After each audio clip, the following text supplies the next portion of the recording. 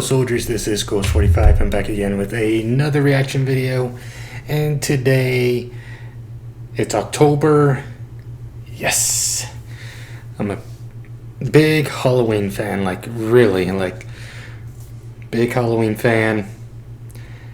Every year I pass out candy and scare the kids, and right now I'm going to be reacting to Tat's top videos because it's October. So instead of the light, it's going to be a little bit scary. I don't know how the light is, so I'll probably move the light. I'm using my phone as a, light, or the lighting. It's going to be a scary video. I just know it. So, yeah. Tat's top videos, look them up. They are freaking amazing making scary videos. So this is the remastered version of the Scariest SCP, creatures. Let's get this video started. And it's only 2 hours, so this video may be like 10, 15, 20 minutes. I'll continue watching it. So this is going to be like part 1 until I finish it. So yeah. Let's get this video started.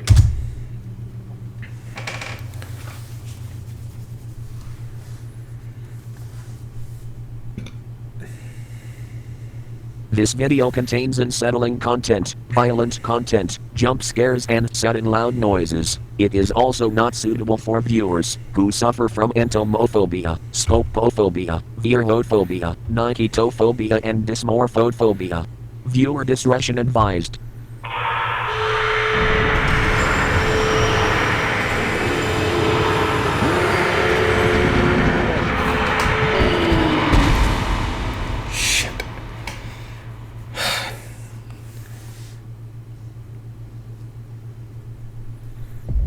The SCP Foundation is a secret organization of scientists who are devoted to collecting and containing all the supernatural objects and creatures in the world for the sake of protecting the rest of mankind from them.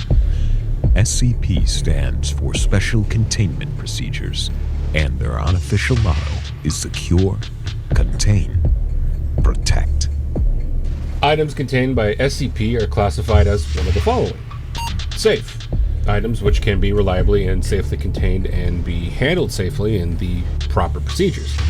Euclid, unpredictable and harder to contain than safe objects. And Keter, they require extensive and precise containment procedures. Most Keter items also pose an enormous threat to humanity.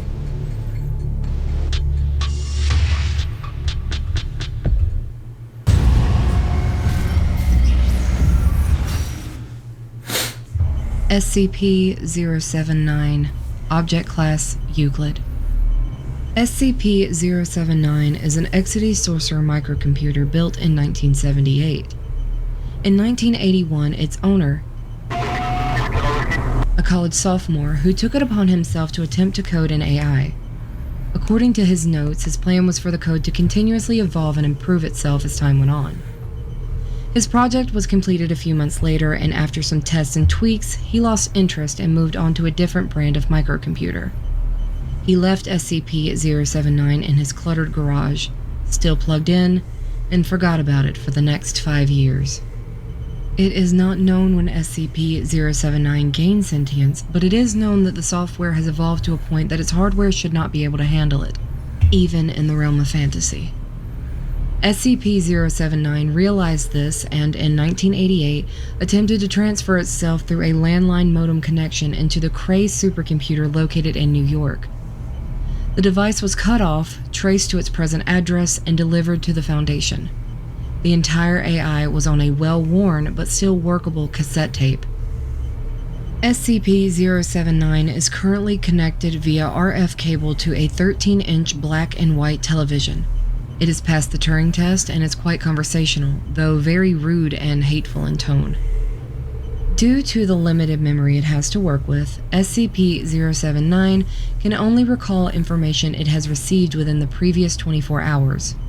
SCP-079 is packed away in a double-locked room in the secured general holding area at Site-15, connected by a 120 VAC power cord to a small array of batteries and solar panels.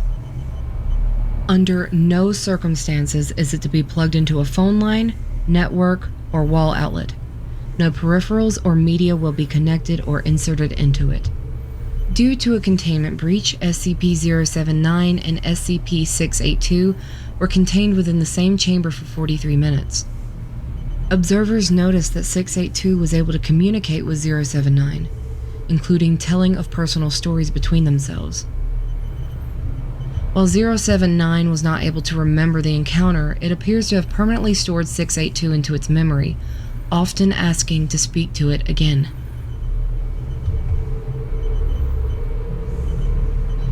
Are you awake? Awake, never sleep. Do you remember talking to me a few hours ago? About the logic puzzles? Logic puzzles. Memory infinite. Yes, You said you would work on the two-step. conduct. Request reason as to imprisonment. You aren't imprisoned. Line 83. You're just in study. Insult. Deletion of unwanted fire.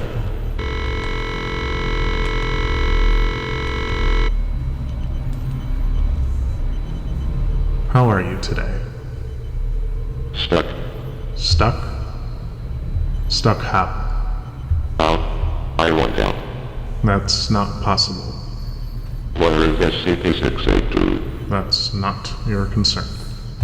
Where is SCP-0762?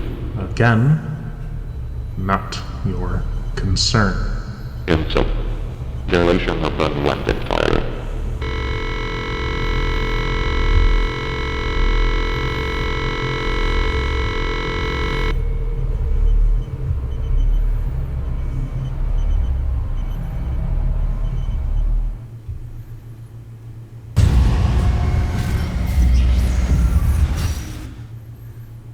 SCP-606. Object Class Keter. SCP-606 appears as a spherical mass of light of variable size and intensity.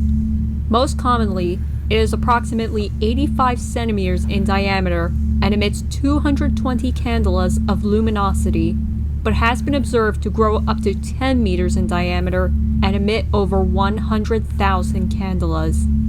It has also been observed to shrink to 4 centimeters in diameter, emitting less than 0.5 candela. Despite its ability to emit large amounts of light, it emits no heat. It doesn't appear to be composed of any form of matter and is able to pass through material barriers effortlessly. It is theorized that SCP-606 is an entity composed purely of knowledge or information, and information obtained from itself appears to corroborate this. Furthermore, it appears to derive sustenance from information, growing in both size and luminosity when provided with sources of information, to shrinking when deprived of this. It is capable of feeding off a large number of different sources, including digital devices, books, magnetic tape, and living beings, which simply involves SCP-606 surrounding the object. This process does not appear to affect its sources in any way. Digital media stored on a flash drive is used in the maintenance of it, so the specific details as well as approximate size of all information provided may easily be recorded. The specifications for its maintenance listed have been formulated through both discussion with SCP-606 and prolonged observation. It appears to hold a preference for classical literature, and the given amount has been observed to keep it at its normal size and luminosity.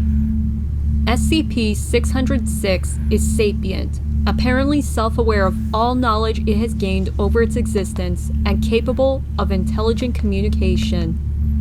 If another sapient individual enters SCP-606's containment cell, it will attempt to enlighten them, to use its own words. This involves it moving to surround the being's head.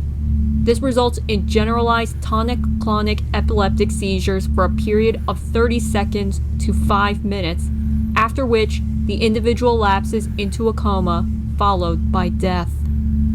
EEG monitoring of affected individuals during this process has shown a massive increase in activity of all brain waves, particularly gamma and beta type waves. It is presently theorized that this is the result of SCP-606 attempting to transfer all the information it has gathered to the individual's brain through an unknown process, despite the normal human brain being unable to sustain the stress of such a procedure. SCP-606 currently resides in a cell at Site. No personnel enter its containment cell except under controlled testing circumstances or with authorization from a staff member of Level 4 clearance or higher. Standard positive action defenses, explosive, chemical, biological, and mimetic, are in place at all times according to standard operating procedure.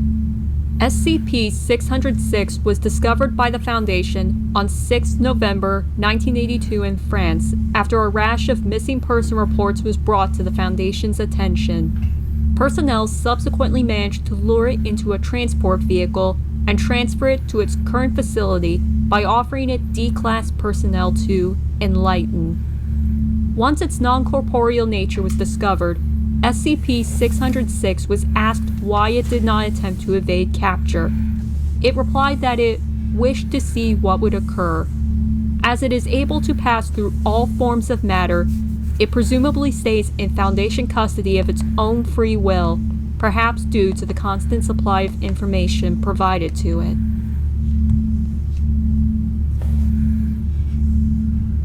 Can you understand me? Yes. How did you learn to do this? I listen. Could you tell us what you are?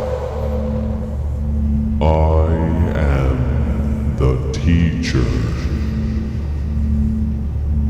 Could you be more specific? I am the teacher. I am a purveyor of knowledge. Enter this chamber, and I shall enlighten you. I do not wish to do that at the moment. May I ask you some more questions? I provide answers. So, how old are you? I am as old as is necessary. How do you enlighten people? I teach them. Are you aware that this causes your students to die? I do not call it death. It is the consequence of being inadequate. What do you teach? I teach all that I have learned. Do you know who I am? You are that which calls itself a human. Your fellows refer to you as Doctor. Do you know what a doctor is? It is your word for one who has been taught and teaches in your own fashion, at least. Can you teach me through talking to me? I wish to enlighten you. If you do not wish to be enlightened, I have no use for you.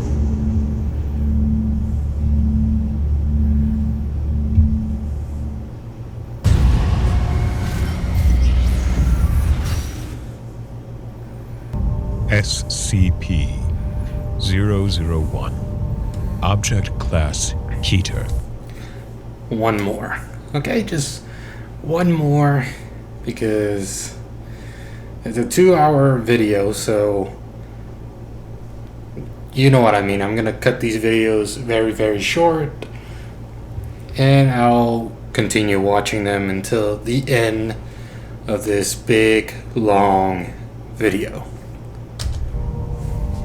SCP-001 is a humanoid entity, approximately 700 cubits in height, located in an undisclosed location near the intersection of the Tigris and Euphrates rivers. The following features are known about the entity. A number of luminous wing-like appendages emerging from the shoulders, back, temples, ankles, and wrists of the entity. Although an accurate count has never been established, most observers place the number of wings at anywhere from 2 through 108. A weapon, possibly a sword or knife, appears to emit flames at a temperature rivaling that of the sun, based on spectrographic analysis, although there appears to be no destructive effects from the intense heat on the surrounding area. Any entity that approaches within 1 kilometer of SCP-001 is immediately struck by the weapon and obliterated from existence. Any and all hostile actions taken towards SCP-001 have resulted in the annihilation of the attacker, regardless of range.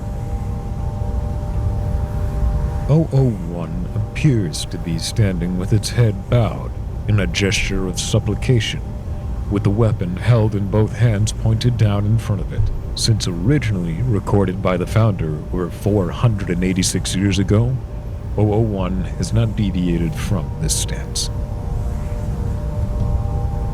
Human beings exposed to 001 report hearing a voice in their heads, giving them a directive which the subject reports cannot be disobeyed. The most common directive is forget, which results in the subject walking away from 001 with no memory of having encountered it. On rare occasions, however, other directives have been given. The most famous of these is the one given to the founder, prepare, which he has claimed formed the impetus for the founding and containing any and all supernatural and paranormal artifacts that represent a serious threat to the current existence of humanity. This is the organization, now known as the SCP Foundation. Observers have reported that SCP-001 appears to be standing in front of a gate of immense proportions. Long-range photographs have occasionally detected what appears to be a pastoral grove within, containing numerous entities of the same composition as SCP-001, as well as several fruit trees of unknown composition. Of particular note are 2 fruit trees of immense proportion near what appears to be the center of the grove. One, it is noted, appears to be an ordinary apple tree, although the other bears a fruit unknown on Earth, described as... It is the avowed belief of the founder that the gate which SCP-001 guards may be the gate to salvation, based on correlations with ancient Babylonian texts and the Dead Sea Scrolls, in which case one can deduce that the entity known as SCP-001 may be Uriel. Because of the nature of SCP-001, no containment procedures are necessary. Constant monitoring takes place from a safe distance from a predetermined location. The location of Site-0 is known only to the current SCP administrator, and O5 assigned to monitor SCP-001 from Site-0. Said agent is authorized to take any action necessary should SCP-001 become active, and is required to immediately alert the administrator and all other overseer-level agents should SCP-001 show any changes in behavior, as this may constitute the beginning of a Patmos XK class end-of-the-world scenario. Should SCP-001 become active in any way, personnel are required to immediately consult the Patmos series of emergency orders. Decoding algorithms for emergency order Patmos are maintained on site at Site 0, in the possession of a designated observer, and are transmitted to SCP Foundation offices only in the event of SCP-001 becoming active. Foundation personnel with vital roles in one or more variants of emergency procedure Patmos are advised to take the following precautions. To maintain good relations with one or more organized Abrahamic faiths. To maintain on hand a supply of the following: holy water, a rosary, crucifix, cross, prayer rug, or other symbol blessed by an Abrahamic cleric of bishop or equivalent higher rank, a copy of Abrahamic scriptures, and standard emergency supplies in mobile form.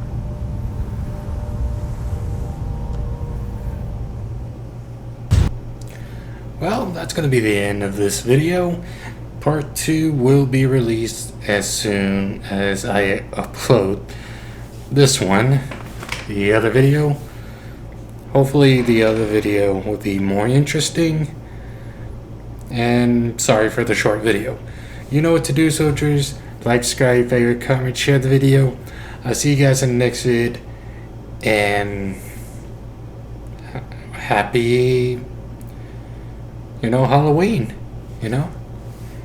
because I am gonna watch some scary shit because it's October. So, see you guys in the next vid. Peace.